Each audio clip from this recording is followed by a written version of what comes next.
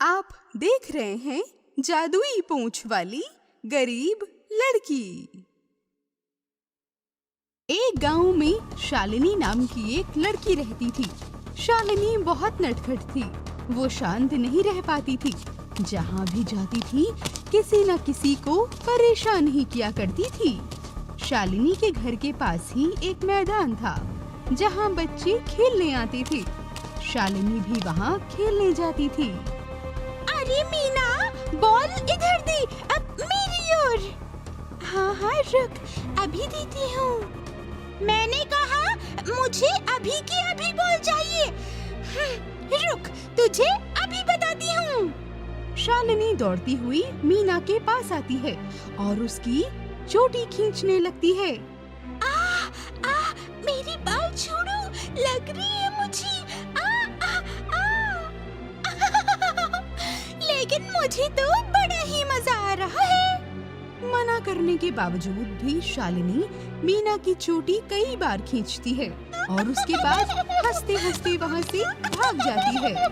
अब अगले दिन स्कूल आते समय भी शालिनी किसी न किसी को परेशान करने की सोचती है। ओए पप्पू, तू तो आज बड़ा ही खुश दिख रहा है। रुक, तुझे अभी रुलाती हूँ। इसके बाद तुरंत ही शालिनी पप्पू की निक्कर खींच देती है और हंसती हुई वहाँ से भाग जाती है। सभी लोग पप्पू का मजाक उड़ाने लगते हैं और पप्पू बेचारा रोना शुरू कर देता है। इसी तरह सभी बच्चे उससे परेशान हो चुके थे और कोई भी बच्चा उससे बात तक करना पसंद नहीं करता था। शालिनी क्लासरूम में अकेली बैठी थी और कोई भी उसके पास नहीं बैठा था। सभी लड़कियां आपस में बातें कर रही थी, लेकिन कोई भी आकर शालिनी से बात नहीं कर रहा था। ये लोग कुछ ज्यादा ही चालाक बन रही हैं। रुको, इन्हें तो अभी मजा चखाती हूँ। इसके बाद शालिनी जाकर सभी लड़कियों की चोटी जोर जोर से खींचने लगती है और उसके बाद हंसती हुई क्लासरूम से बाहर आ जाती है।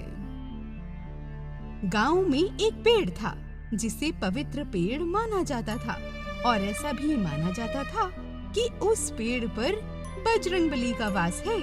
शालिनी उसी पेड़ के पास से गुजरती है। उस पेड़ की टहनियों के ऊपर 3-4 बंदर पूंछ लटकाकर बैठे हुए थे। बंदर की पूंछ देखकर वापस से शालिनी के मन में शरारत सूझती है। अरे वाह, ये तो बड़ा अच्छा मौका है। और यहाँ तो मुझे कोई देख भी नहीं रहा है। कि तभी शालिनी एक बंदर की पूंछ पकड़कर खींच देती है। जैसे ही शालिनी बंदर की पूंछ पकड़कर खींचती है, वो बंदर नीचे गिरता है और उसका सर एक पत्थर से जा लगता है और ऐन मौके पर ही बेचारी उस बंदर की मृत्यु हो जाती है। बंदर की पूंछ खींचकर शालिनी जोर जोर से हंसने लगती है। मैंने इसकी पूंछ इतनी जोर से खींची कि ये तो सीधे नीचे ही आकर गिरा। कि इतने में अचानक से उस पेड़ से रोशनी आने लगती है और उस रोशनी से स्वयं बजरंगबली प्रकट होते हैं। अरे मूर्ख लड़की, ये तुमने क्या कर दिया? तुमने मेरे शिष्य को मार दिया और इस बात का तुम्हें जरा सा भी अफसोस नहीं और तुम हंस रही हो। अरे आपने देखा नहीं, वो कैसे ऊपर से नीचे आकर गिरा। इसमें तो हंसने की ही बात है। तुम लगातार हंसे जा रही हो। मेरे शिष्य को मारकर तुमने बहुत गलत किया है, बहुत बड़ा पाप किया है। मैं तुम्हें श्राप देता हूँ। तुमने मेरे प्रिय बंदर की पूंछ खींचकर गिराकर मारा है, तो अब तुम्हारी भी पूंछ निकलेगी और तुम्हारी पूंछ हमेशा उसी जगह से निकलेगी जहाँ तुम्हारा बहुत मजाक बने।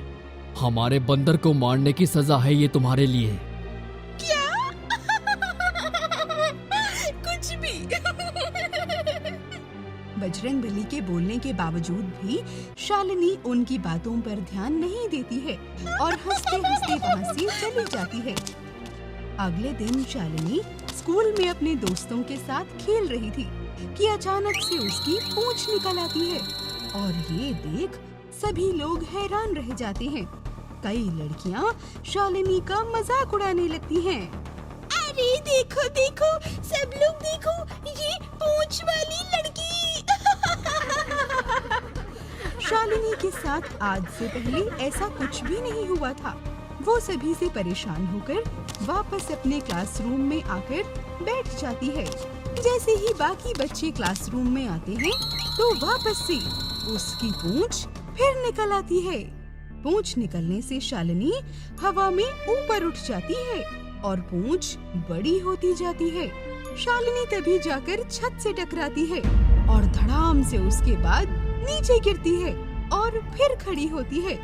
शालिनी और उसकी इस अजीब सी पूंछ को देखकर क्लासरूम में बैठे सभी बच्चे शालिनी पर जोर जोर से हंसने लगते हैं और उसका मजाक उड़ाने लगते हैं।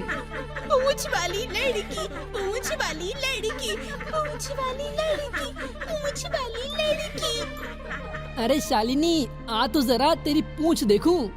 सभी बच्चे शालिनी की पूंछ पकड़कर उसे घसीट घसीट कर उसके साथ खेलने लगते हैं। बचाओ, बचाओ, बचाओ, बचाओ। शालिनी के कपड़े तक फट जाते हैं और वो बहुत जोर जोर से रोने लगती है। शालिनी रोते रोते घर आ जाती है और अपने घर वालों को सारी बात बतलाती है।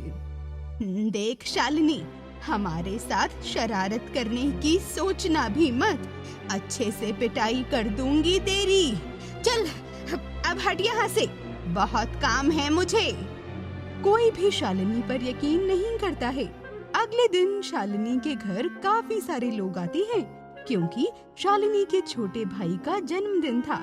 जब सभी लोग नाच रहे होते हैं तो नाचते नाचते ही अचानक से शालिनी की पूंछ फिर से निकल आती है। शालिनी की पूंछ देखकर सभी बच्चे जोर जोर से उस पर हंसने लगते हैं और उसे चिढ़ाने लगते हैं। अरे देखो, इसकी तो पूंछ है। ये पूंछ वाली लड़की है, पूंछ वाली लड़की, पूंछ वाली लड़की, पूंछ वाली लड़की। सभी लोग शालिनी का बहुत मजाक बनाते हैं। इसके बाद शालिनी के घर वालों को समझ आ जाता है कि शालिनी कोई भी कहानी नहीं बना रही थी, बल्कि वो सच बोल रही थी। तभी उसकी माँ उससे कहती है, अरे शालिनी, तू मुझे पूरी बात बतला बेटा, तेरे साथ ये सब हुआ कैसे? शालिनी घर वालों को पूरी बात बतलाती है। शालिनी की माँ परेशान होकर इसका इलाज कई लोगों से पूछती हैं और तभी कुछ लोग उन्हें एक तांत्रिक के बारे में बताते हैं। शालिनी की माँ शालिनी को उस तांत्रिक के पास लेकर भी जाती हैं। बाबा, अब आप ही कोई इलाज बताइए इसका, हम लोग तो बड़े परेशान हो गए हैं। नहीं बेटा, इसमें से कुछ भी नहीं कर सकता हूँ। इसे वापस उसी पेड़ के पास लेकर जाओ और वहाँ जाकर पश्चाताप का एक तप करो। तब से खुश होकर अगर बजरंग बली प्रकट हो गए तो बहुत अच्छी बात है। उनसे श्राप दूर करने की बात करना, अगर वो मान गए तभी इसका श्राप दूर हो सकता है।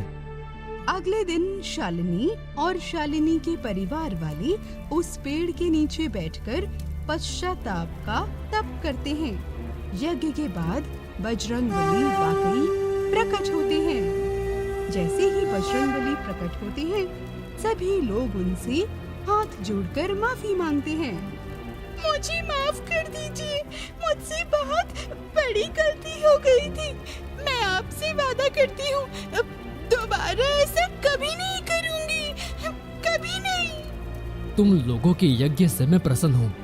मैं तो खुद नहीं चाहता था कि मैं इस लड़की को कोई ऐसी सजा दूं और जिंदगी भर ऐसा बना कर रखूं, पर मैं भी बहुत क्रोधित और दुखी हुआ था इसकी हरकत से।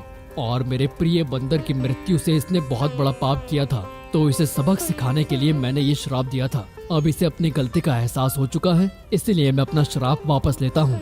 अब बजरंगबली के आशीर्वाद से शालिनी की पूंछ आना बंद हो जाती है और शालिनी अब से सभी के साथ शरारत करना भी बंद कर देती है।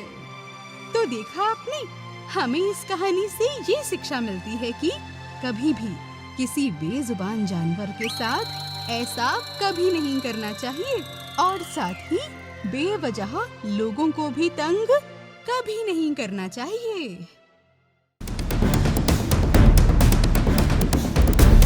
आप देख रहे हैं जादुई चमगादड़ और उल्टे लटके गरीब लालची गांव वाले।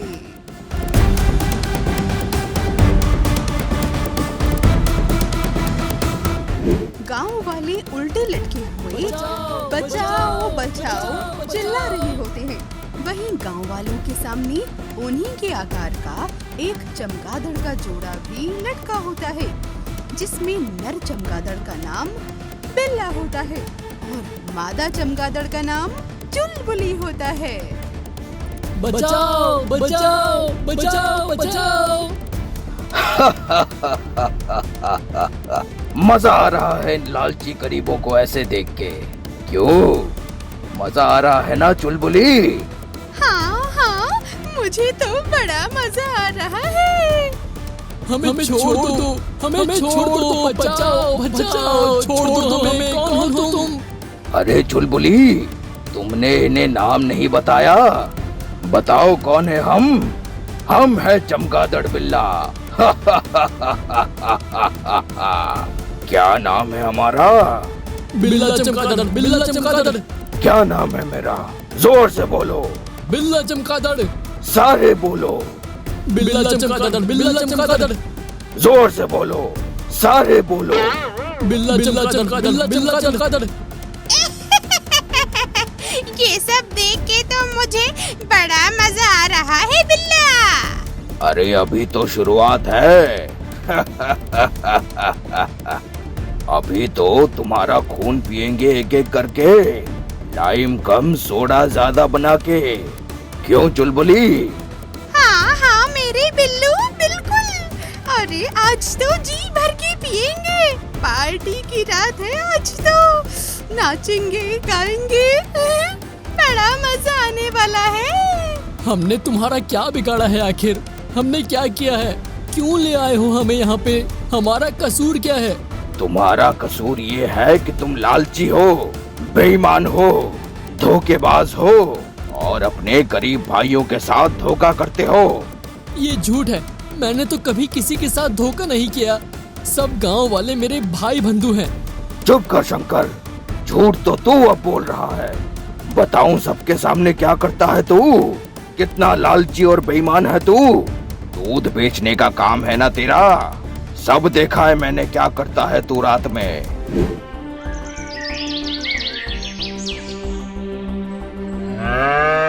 अरे रामू, कितना दूध निकाला आज? शंकर दादा, वही आधा कंटेनर। अरे फिर से कम दूध, ऐसे कैसे कमाएंगे हम ज्यादा पैसे? शंकर भैया इतना अच्छा तो कमा रहे हैं, आधा गांव हमसे दूध लेता है। अरे चुप कर, पूरे गांव को देना है मुझे। तू इस सारे दूध में आधा पानी मिला दे, 2 गुना हो जाएगा। फिर जरूरत पड़ेगी तो साथ वाले गांव में भी बेचेंगे। पर भैया ये तो गलत है, इतना लालच मत कीजिए, ये बेईमानी है।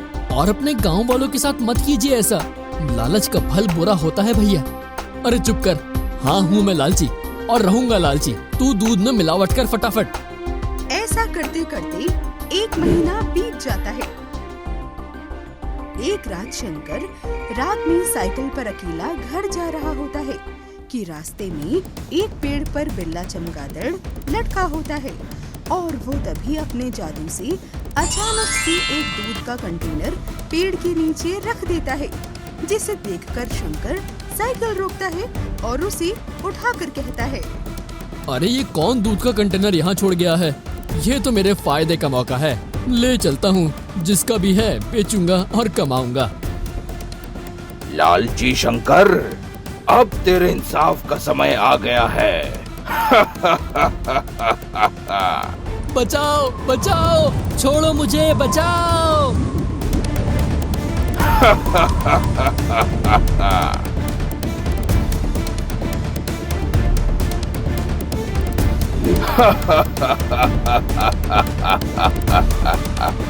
अब बोल शंकर, तू तो बोला था तू लालची नहीं है, बेईमान नहीं है, धोखेबाज नहीं है। मुझे माफ कर दो बिल्ला जी, मुझे माफ कर दो। मैं आगे से ऐसा नहीं करूँगा। सजा मिलेगी तुम्हें। तुम्हारा खून पीऊंगा मैं। जितना दूध में पानी मिलाया और बेचा है उतना खून पीऊंगा। इतने में तभी दूसरे गांव का रमेश बोला। मुझे तो छोड़ दो, मैं तो दूध नहीं बेचता, मैंने तो कुछ नहीं किया, मुझे छोड़ दो ना प्लीज। अरे रमेश, तू तो बहुत शरीफ आदमी है ना? झूठ थोड़ा बोल रहा है तू अमृतवाणी सुना रहा है। सब्जी की दुकान है ना तेरी? क्या क्या था तूने मंदिर के भोजन की सब्जी के ऑर्डर में? याद दिलाऊं तुझे, लालची आदमी? अरे जल्दी कर, 50 किलो प्याज, 50 किलो आलू, 50 किलो टमाटर का ऑर्डर है। रमेश भैया 40-40 किलो बांध दिया है सब। मैं बोल रहा हूँ 50, तू 40 बांध रहा है। पागल हो गया है क्या मुन्ना? या सुनाई देना कम हो गया है? अरे भैया और नहीं है, खत्म हो गया है, शहर जाके लाना पड़ेगा और महंगा भी है आजकल। ये बोरी में है तो ये सब डालो। अरे भैया वो तो सड़ा हुआ है, अलग कर दिया है सड़ा हुआ। अरे कुछ सड़ा हुआ नहीं है, तू मिला दे इसमें ऐसे कि पता ना चले किसी को। पैसे भी बच जाएंगे और मुनाफा भी ज्यादा हो जाएगा। लेकिन रमेश भैया ये तो मंदिर में जाने वाला है, ऐसा मत कीजिए, इतना लालची मत बनिए भैया। अरे तू चुप कर, हूँ मैं लालची, तू डाल और जल्दी ऑर्डर भेज।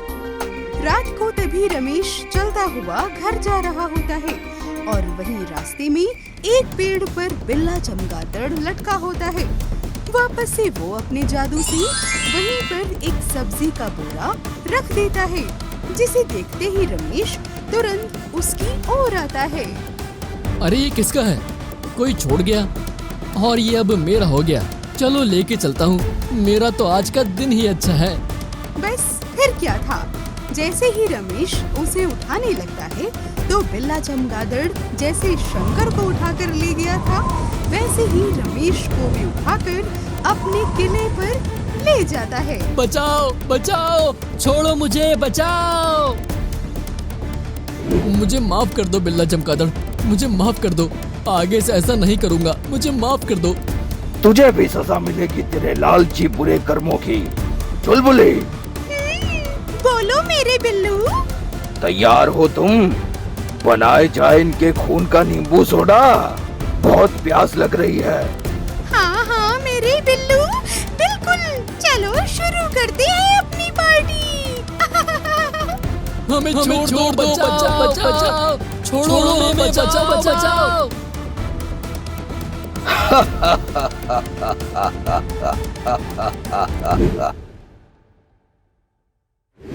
तो इस कहानी से हमें ये शिक्षा मिलती है कि लालच बहुत बुरा काम है और लालच में हमें किसी के साथ भी बेईमानी और धोखा कभी नहीं करना चाहिए।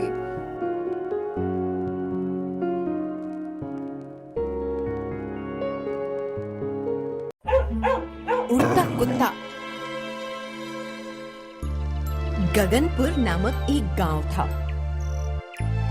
उस गांव में सभी हंसी खुशी मिलजुल कर रहते थे, मगर अचानक उस गांव में कुछ ऐसा हुआ जिसने सभी को परेशान करके रख दिया।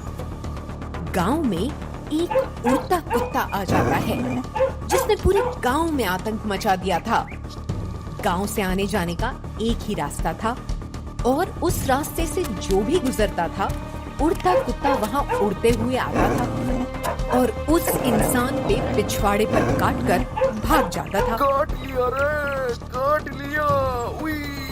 चलो जल्दी जल्दी काम पर चलता हूँ, वरना आज तो मालिक बहुत सुनाएंगे।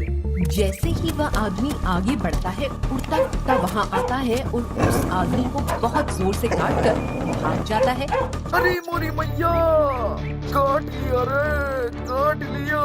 उई। वो आदमी जोर से चिल्लाता हुआ अपने घर भागता है। ऐसा ही गांव के कई लोगों के साथ होने लगता है। चिंटू बड़ी ही खुशी से आम खाता हुआ जा रहा था, तभी उड़ता कुत्ता वहां आता है और चिंटू के पिछवाड़े पर बहुत जोर से काटकर भाग जाता है। हे भगवान, मर गया रे, मर गया। सभी उड़ता कुत्ता से परेशान हो चुके थे। गांव में हर जगह उसी मुद्दे पे बात हो रही थी। अरे बाबा रे, ये कुत्ता तो बहुत ही ज्यादा खतरनाक है। पिछवाड़े पर इतने जोर से काट रहा है, कोई ढंग से बैठ तक नहीं पा रहा। हाँ भाइयों, बात तो सही है। बहुत ही बुरी तरह से काट रहा है वो पागल कुत्ता। पता नहीं अब किसे काट ले। अभी हाल ही में उड़ते कुत्ते ने मदन नामक एक इंसान को काटा था। बेचारा दर्द से बहुत परेशान था। ए भगवान, मर गया रे, मर गया। इस उड़ते कुत्ते ने तो सबको परेशान कर रखा है। हम कब तक शांत बैठे रहेंगे? हमें कुछ करना चाहिए। गांव वाले मिलकर कई तरकीब लगाते हैं जिससे उड़ता कुत्ता पकड़ा जाए, मगर वो कुत्ता बहुत ही ज्यादा चालाक था। वह किसी के हाथ नहीं आ रहा था। हम सभी ने तो हर संभव प्रयास कर लिया, मगर ये कुत्ता तो पकड़ में ही नहीं आ रहा है। चलो सभी सरपंच जी के पास चलते हैं और अपनी समस्या बताते हैं।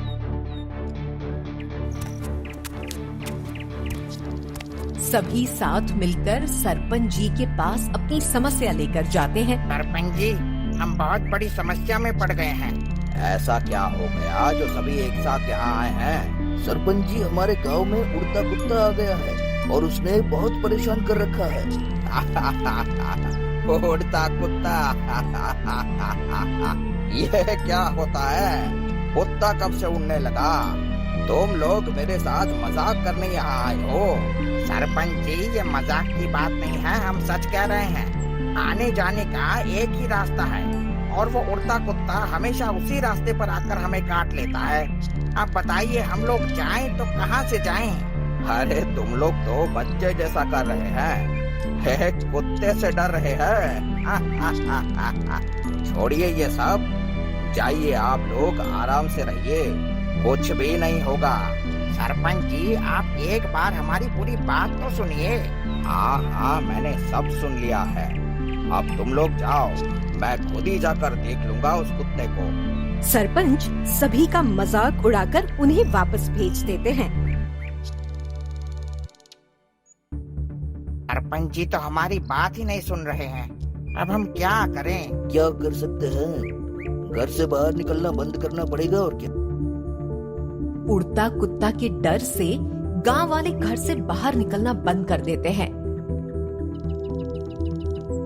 बच्चे स्कूल जाना बंद कर देते हैं और खाने के लाले पड़ जाते हैं। किसी में इतनी हिम्मत ही नहीं थी कि वो उस रास्ते से जाए और उड़ता कुत्ता का सामना करे। एक दिन सरपंच की पत्नी सरपंच से कहती है, सुनिए जी, कुछ सामान लाना है और वो आप ही ला सकते हैं। वो थोड़ा महंगा है, मैं किसी नौकर पे विश्वास नहीं कर सकती, इसलिए आप ही जाइए और सामान लेकर आइए। ठीक है, जाता हूँ। अरे लेकिन एक बात और भी है। क्या? अब क्या हो गया? गांव वालों का कहना है उस रास्ते पे उड़ता कुत्ता आकर काटता है, तो आप कैसे जाएंगे? क्या तुम भी गांव वालों की बातों में आ रही? मैं नहीं डरता एक मामूली से कुत्ते से, मैं जाता हूँ। सरपंच सामान लेने निकल पड़ता है। जैसे ही उस रास्ते से गुजरता है, उड़ता कुत्ता वहाँ आता है और सरपंच को काटकर भाग जाता है। मार डाला रे, मार डाला, मार डाला रे, मार डाला। अब जाकर सरपंच को गांव वालों की बात पर विश्वास होता है। लगातार 3 दिनों तक सरपंच दर्द में रहा। उसके बाद उसने पंचों की बैठक करवाई, साथ ही गांव वालों को भी बुलाया। आप सभी मुझे माफ कर दीजिए, मैंने आप लोगों का मजाक बनाया, जबकि आप सभी एकदम सच कह रहे थे। वह तो बहुत ही ज्यादा खूंखार कुत्ता है। उड़ता हुआ आया और उसने मुझे भी काट लिया। अब तो कुछ भी करके उसे पकड़ना ही होगा। सरपंच के साथ मिलकर गांव वालों ने उस उड़ते हुए कुत्ते को पकड़ने की योजना बनाई। हर रोज एक एक आदमी छिप छिप कर उस रास्ते पर जाता था और जाल बनाकर आ जाता था। ऐसा कई दिनों तक चला। सभी उड़ता कुत्ता से बचकर जाल बिछा देते हैं। जाल तो बहुत अच्छे तरीके से बिछ चुका है, मगर किसी एक आदमी को उस रास्ते पर जाना होगा ताकि उड़ता कुत्ता वहाँ आए और हम जाल के सहारे उसे पकड़ ले। कोई आदमी मान ही नहीं रहा था। राजू, तुम क्यों डर रहे हो? तुम तो बहुत बहादुर हो, तुम्हें कुछ भी नहीं होगा। भरोसा रखो और चलो। हाँ हाँ, राजू तो बहुत बहादुर है, यही जाएगा। अरे मैं जाऊं, मगर वगर कुछ भी नहीं। राजू, तुम ही जाओगे। राजू को उस रास्ते पर भेज दिया जाता है। जैसे ही राजू वहाँ जाता है, उड़ता कुत्ता भी आ जाता है। उड़ता कुत्ता को देखकर सभी जाल खींच देते हैं और वो उड़ता कुत्ता जाल में फंस जाता है और सबकी पकड़ में आ जाता है। इस तरह से सभी गांव वालों को उड़ता कुत्ता के डर से मुक्ति मिल जाती है और सभी वापस पहले की तरह खुशी खुशी रहने लगते हैं। इस कहानी से हमें ये सीख मिलती है कि जब कई लोग किसी समस्या को लेकर आएं, तो हमें उनका मजाक न उड़ाकर उनकी समस्या को समझना चाहिए, उसको सुलझाने का प्रयास करना चाहिए और पागल जानवरों से बचकर रहना चाहिए। इंसानी कुत्ते का श्राप। एक गांव में राजू नामक एक इंसान रहता था। वो बहुत ही ज्यादा अजीब किस्म का इंसान था। उसे कुत्तों से नफरत थी। वो कुत्तों को देखकर बहुत गुस्से में आ जाता था। अरे, ये कुत्ता मेरे रास्ते पर कहाँ से आ गया? राजू पास से एक बड़ा पत्थर उठाता है और कुत्ते के पैर पर बहुत जोर से वार करता था। कुत्ता चिल्लाता चिल्लाता वहाँ से भाग जाता है। ये कुत्ता तो समझो गया। रात के वक्त राजू उस कुत्ते को पकड़ता है और जंगल में ले जाकर उसे मार देता है। खत्म हुआ एक कुत्ता। राजू उस कुत्ते को मारकर बहुत खुश होता है। अगले दिन राजू चाय की दुकान पर चाय पी रहा था। तभी एक ग्राहक अपने पालतू कुत्ते को टहलाते टहलाते वहाँ ले आता है। उस कुत्ते को देखते ही राजू गुस्से से आग बबूला हो जाता है। वापस से एक कुत्ता दिख गया मुझे। उफ, मैं तो परेशान हो गया हूँ इन कुत्तों से। पता है, मेरा कुत्ता बहुत ही ज्यादा समझदार है, हमारी सारी बात मानता है और यही नहीं, जो भी दो एकदम शांति से खा भी लेता है। सभी कुत्ते की बात करने लगते हैं। ये सब देख राजू बहुत गुस्से में आ रहा था। राजू सोचता है, अब बस बहुत हुआ, ये कुत्ता नहीं बचेगा। राजू उस ग्राहक का पीछा करने लगता है और उसका घर पता करता है। अच्छा, तो यही है वो घर जिसमें कुत्ता रहता है। रात के वक्त राजू उसी घर में घुस जाता है और कुत्ते को चुराकर घर से बाहर लाता है और जंगल में ले जाकर उसे मार देता है। ये भी गया। राजू दिन प्रतिदिन और भी ज्यादा निर्दयी होता जा रहा था। अरे, ये कुत्ते की आवाज कहाँ से आ रही है? राजू कुत्ते की आवाज सुनकर उस कुत्ते के पास पहुंचता है। अच्छा, यहाँ से आवाज आ रही। राजू उस कुत्ते को भी चुपके से मार देता है। अब जब भी उसे कहीं कोई कुत्ता दिखता है, राजू उसे मारकर हमेशा के लिए खत्म कर देता था। अब गांव में तो आवारा कुत्ते नहीं दिखते हैं, केवल पालतू कुत्ते दिखते हैं। राजू अब पालतू कुत्ते को ढूंढकर खत्म करने लगता है। जितने लोगों ने कुत्तों को पाला होगा, उन्हें सजा तो मिलकर ही रहेगी। राजू निर्दयी हो गया था। वह बेचारे कुत्तों को बिना किसी गलती के मारे जा रहा था। वह कुत्तों को पकड़कर जंगल में ले जाता था और वहीं उन्हें मार देता था। जब भी कोई लकड़ी काटने जंगल में जाता था, हर रोज उन्हें एक कुत्ते की लाश जरूर मिलती थी।